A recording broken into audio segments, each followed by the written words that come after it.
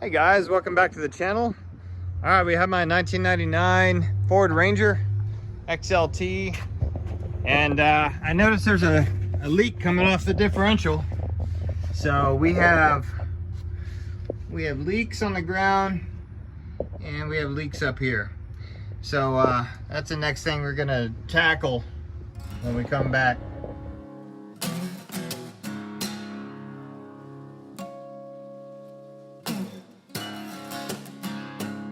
All right, first thing we're gonna do is we're gonna set our truck up to where we have our front wheels chalked.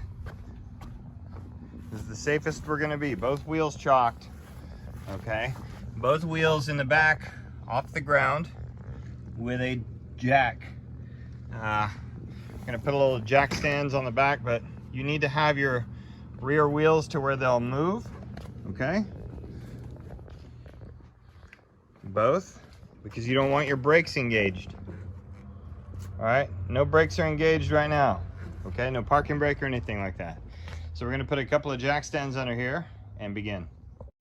All right, a couple items you're gonna need for the Ranger is a 3604. It's gonna be a pinion gear seal for a rear diff. All right, it's about that big. All right, you're also gonna need some blue or red thread locker. You're also gonna need some sandpaper and maybe a flashlight, depends on how dark it's gonna be. And we're gonna need various tools, but some of the tools we're gonna need, we're gonna be wrenching on those pretty good. I think I need a 12 millimeter 12 point. It might be a 14 millimeter 12 point, but I'll show you. All right, it ends up being a 12 point. So, unfortunately, all I have is this little guy. So I'm gonna have to make it work. Okay. So how am I gonna make it work, you ask? Well, here we go. I'm gonna do it like this, a little bit old school. Okay.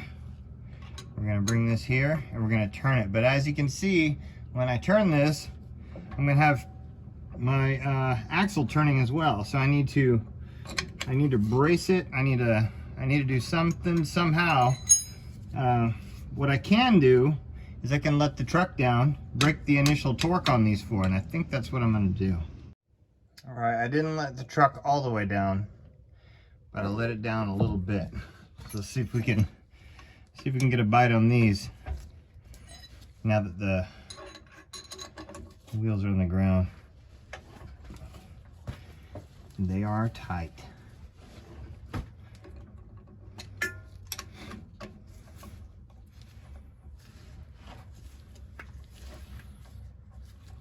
I guess the right tool for the job is important. However, I only have these at the moment, and I will get it loose. Oh, there we go. There's one. Had to get into it. Just keep working at it. You'll be all right. Don't compromise your safety. So don't put yourself in the way of the wrenches at all. Don't bounce on the wrenches. Just slow and steady pressure. There's that one. Okay, I might need to raise it up again, but let's see if we can pull down on this one.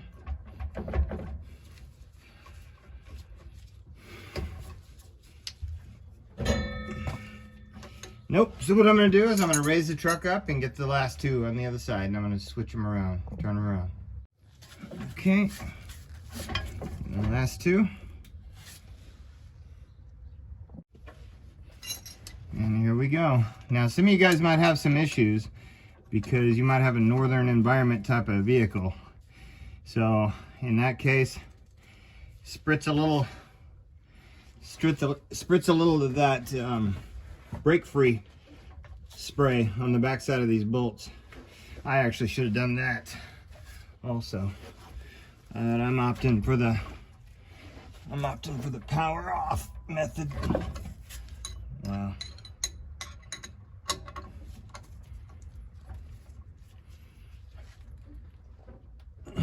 Some are hard. They're very hard.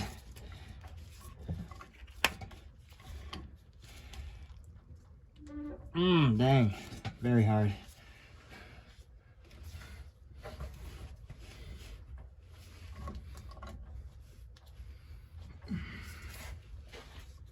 Maybe I should pull that one. I'll probably pull that one.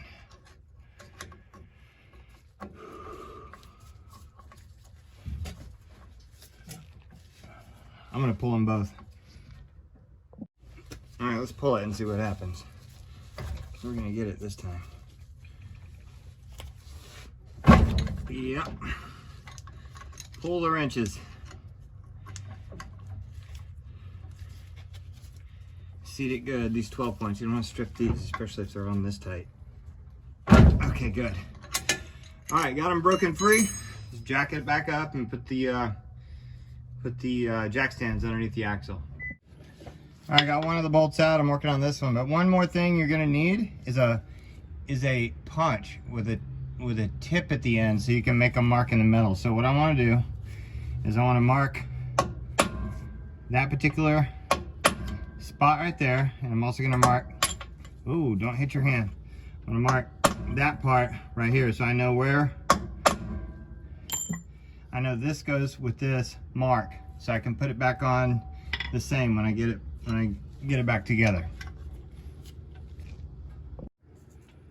Okay, once the last bolt makes it out, then you're gonna have to separate this from this. So what I want you to do is find a good spot like right here and give it a little whack. Not too hard. Okay, let's see if it comes off. All right, if not, give it some wax here. You do not want to hit it here, you don't want to hit it here, and you don't want to hit your drive shaft at all.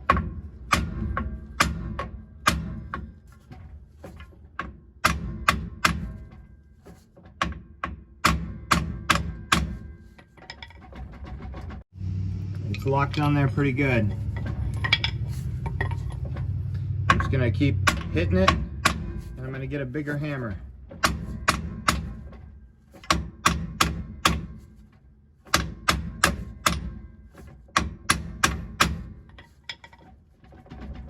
Still not coming loose. It's been on there for very many miles.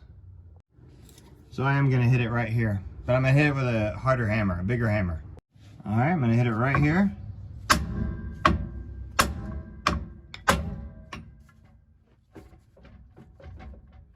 It's actually coming loose now. You see? So don't get your head hit, don't be underneath it. All right, let's readjust that. Okay, next we have to do this particular bolt. It looks to be about a 21 millimeters, something like that. What I'm gonna do right now is I'm gonna mark the nut. I'm gonna mark the center pinion. I'm gonna mark that right there. Okay, that's a good mark right there. All right, I'm gonna mark the actual pinion shaft thing. Okay, and I'm gonna mark the nut where it goes. You're gonna make 3 marks on it. Okay, you're gonna line those up later. All right, make sure those are legible so you can line all those up. I'm also gonna do one more thing. I'm gonna count the threads. 1, 2, 3, 4 threads. I see 4 threads. 1, 2, 3, 4. Be very careful you don't over tighten it or under tighten it, but we're going to tighten it back to 4 threads showing, and we're going to line all 3 marks up later. All right, let me lower this down. All right, this nut ends up being this nut ends up being a 27 millimeter. All right, I'm going to break the torque loose on this. Okay, it's not too bad. All right, not too bad, but you can see now where my mark was made, right here, my mark here and my mark here. So we're gonna line all that up later. All right, get it up off the ground again. Okay, so once I got it loose, I'm gonna go ahead and use the impact hammer to get it off.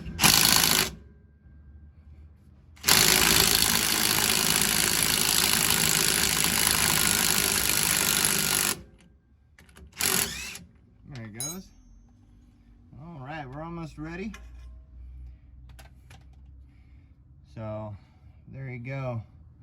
We're gonna put a little bit of thread locker on this when we put it back in.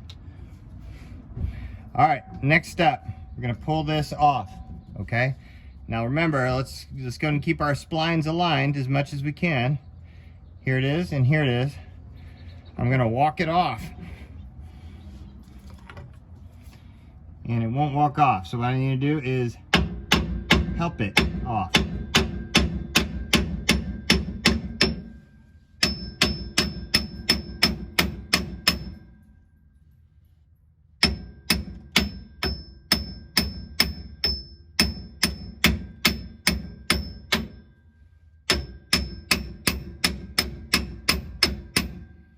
It's coming off, but it needs help.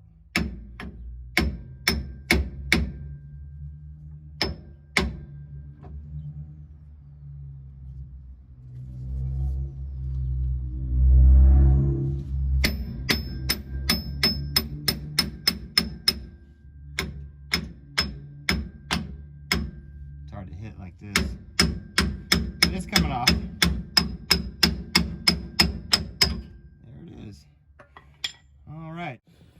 Okay, so this is our seal that we have right here, okay? So what we're gonna do is we're gonna replace that seal, all right? But we have to get this off first, so we're gonna pry that out of there. All right, so I'm gonna need a seal puller, and I don't have one of those. So that's another item you're gonna need. So clean up this area. If you can get underneath it, go ahead, but I'm actually gonna see if this will. No, this isn't gonna work. So you're gonna need a seal puller to get underneath here. I've already tried with a screwdriver. It's not trying to work too well. All right, but if you want to ruin your screwdriver, you go ahead. But the seal puller works perfect to get in here and get that removed. All right, I was able to get it out. I actually put a wrench in here and grabbed it. So that's one way to get it out, I guess. So, yeah, I made kind of a mess too, because I didn't expect it to come out. So, all right. So here we go. So it's draining, of course. The fluid actually looks pretty good. What I'm gonna do is I'm gonna clean up this surface here as good as I can. All right. Let's see, I'm gonna place this right here, right where it needs to be, okay? Now, I don't want all that stuff to drain out, but really there isn't anything I can do. But let's go ahead and get that seal put in. All right, it's probably a good idea to place a little RTV around the sealing surface right here. All right, a light coat. All right, just do a light coat. Don't get a big chunk in there like I did.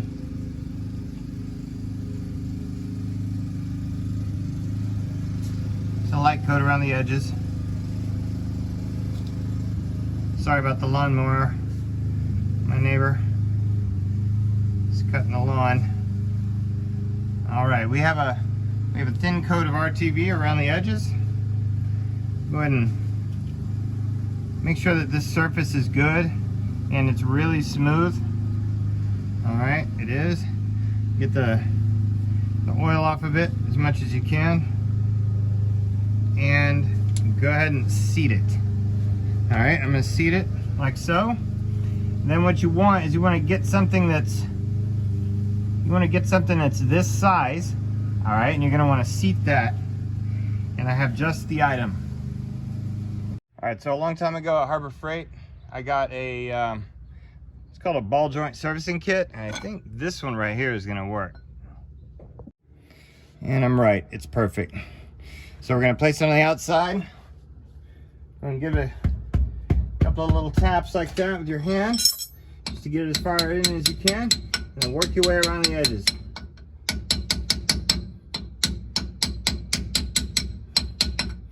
All right, you're gonna seat it all the way around with this tool. You can use a piece of PVC also. I think about 3 inches, 2.5 inches wide.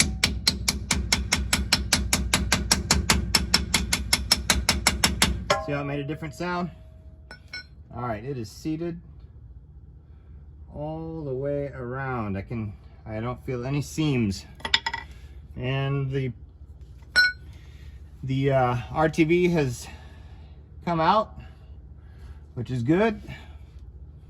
All right, we're almost ready to seat this thing back in there. However, we have to prepare the surface so that it can run smooth again. Okay, so the reason why I have this sandpaper is you see all those lines? Now, as I run my finger up and down it, I don't feel too much going on there. However, I do want to prep the surface.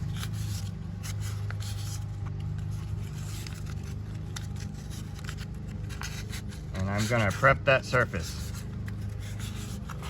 So work it around uniformly, like so. All right, you wanna get you wanna go in this direction, not up and down, all right? Prep that surface as good as you can. But if you're using a brand new Pinion input piece like this, you won't need to do this. It'll come smooth already. But I'm just prepping it as good as I can. Something caused it to leak.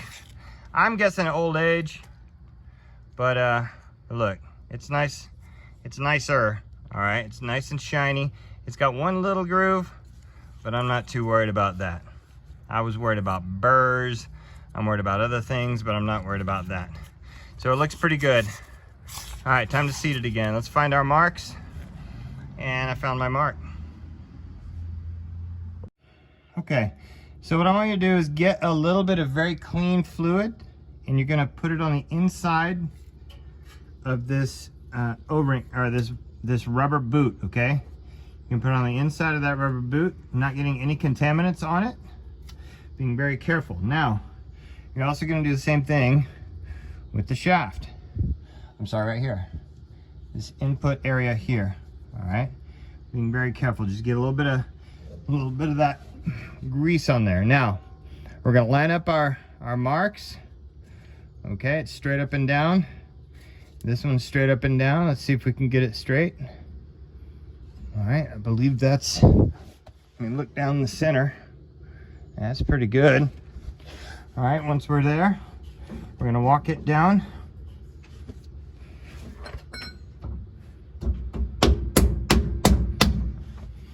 Okay, we're gonna walk it down with this also.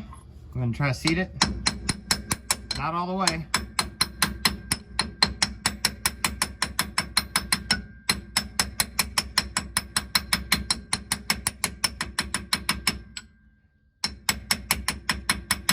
All right, what we're gonna do now is we're gonna seat this on there. So I can get a piece of it now, but before we do that, we're gonna put a little bit of thread locker inside here, or on the bolt itself. Okay, so with a thread locker, you don't want a whole lot. Just put a line. Actually, put a line down the center of this bolt. Ooh, put a line down the center of the bolt. Not too much. Just get it on there. And it's run down a little bit. That's fine. Now with a red thread locker, that's some really strong stuff. So I just want the regular thread locker on mine. All right, and as you can see, I got that metal mark I made right here. I'm gonna scribe it just a little bit more so I know exactly where it is.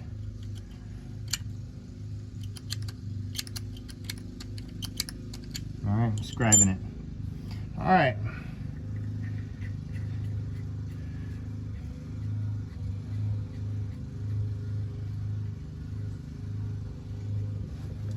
All right, we're gonna get our 27mm socket. Wrong one. And run that down as far as it'll go. And then now what you're going to do, you're going to line up your mark, and you're going to line up your nut with 4 threads showing.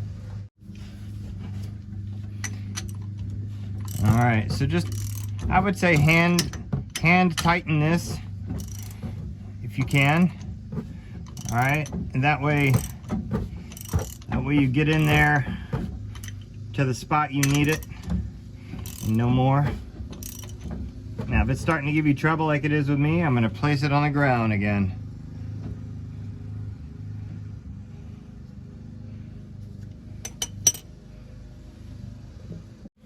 Okay.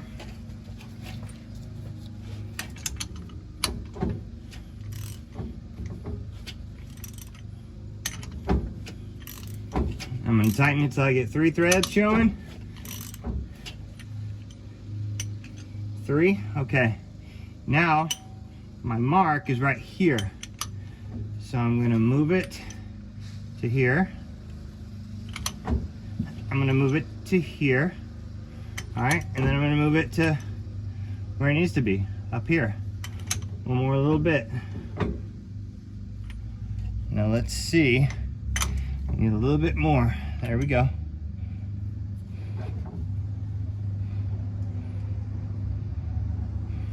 Okay, let's see how many threads I got.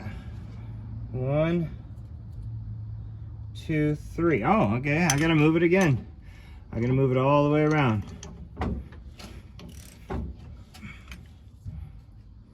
Where's she at? Right here.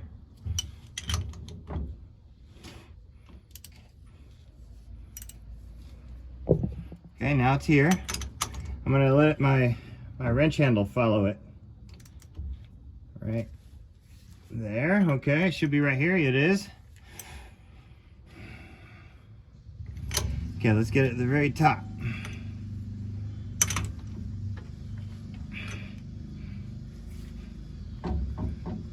Okay, I have 1, 2, 3, 4 threads showing, and I need to tighten it just a little more to get all of them to line up. Right about there. Oh yeah. Now they're all in line, more or less.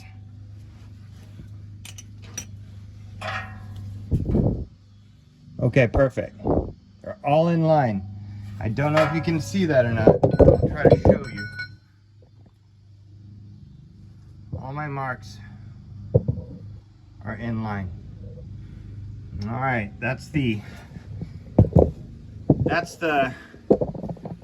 alternate method. Now the real method is to do it with a torque wrench and to do it with a measuring tool that makes sure that your backlash is good.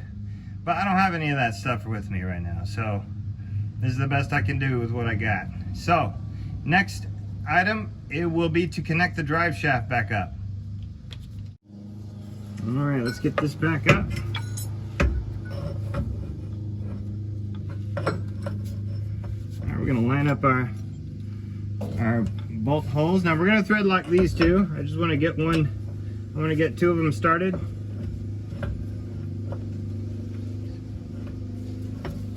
I want to.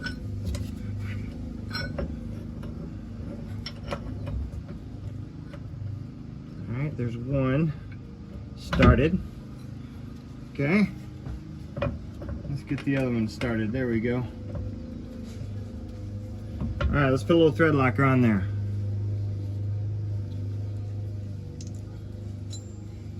Here we go. We're gonna put a little bit. Not too much. Too late.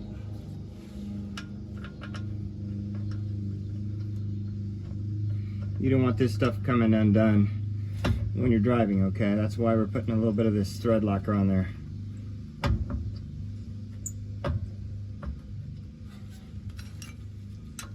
And go ahead and finish tightening this one. I'm not sure what the torques are on these. I just know I'm going to get them pretty tight.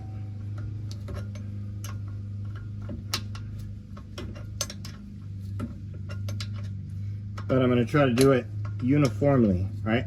I'm also not gonna tighten this all the way down because I'm gonna allow the whole drive shaft to kind of settle in. All right, but anyway, finish the 4 and we'll proceed. All right, I've got all 4 of these bolts in. They're all snug, but they're not tight. So what I need to do is I need to lower it back down a little bit and make sure that they're tight. Okay, so I'm about to torque these down. I tightened them, and then I put the truck back down. I'm gonna get a couple hands on them, like so. I don't need to really get them like I did taking them off, but I need to get some torque on these. These are probably on there at like 70, 60 foot-pounds, something like that. It was hard getting them off. All right, last thing, you're gonna fill it up. All right, so you're gonna need to have some gear oil ready to go. I forgot to tell you that at the beginning of the video. However, you need to have some ready to go. All right, let's clean up this mess a little bit, and I'm gonna show you how to fill this up. All right, right here, there's a 3/8. 3/8, it'll fit your ratchet or your breaker bar. Okay, you're gonna open this up, and as you recall, it was rolling out, the fluid was rolling out of here, so I'm probably about a half a quart low on this stuff. You don't want to let this run out. So here we go. I'm gonna put something down to catch the oil, so let me go grab that. All right, I have a catch container down there. I don't think I'll have any come out. Nope, I won't. All right, now go to the auto parts store and get yourself some of this full synthetic gear oil. I believe it's a 75W90. It may not be, but that's what I'm going to use. Cut this top off, and what's cool about this gear oil is you can use it in any. You don't need to use any kind of special equipment to put it in there. You just squeeze it in there. All right, here we go. So park it on a level surface and squeeze it in there. Squeeze it in there until it comes out. Oh, I think it just came out. There you go. All right, once it comes out, cap it off. So I didn't lose that much. Just a little bit. There we go. And just replace this and tighten it pretty good, but don't over tighten it. And what you'll do is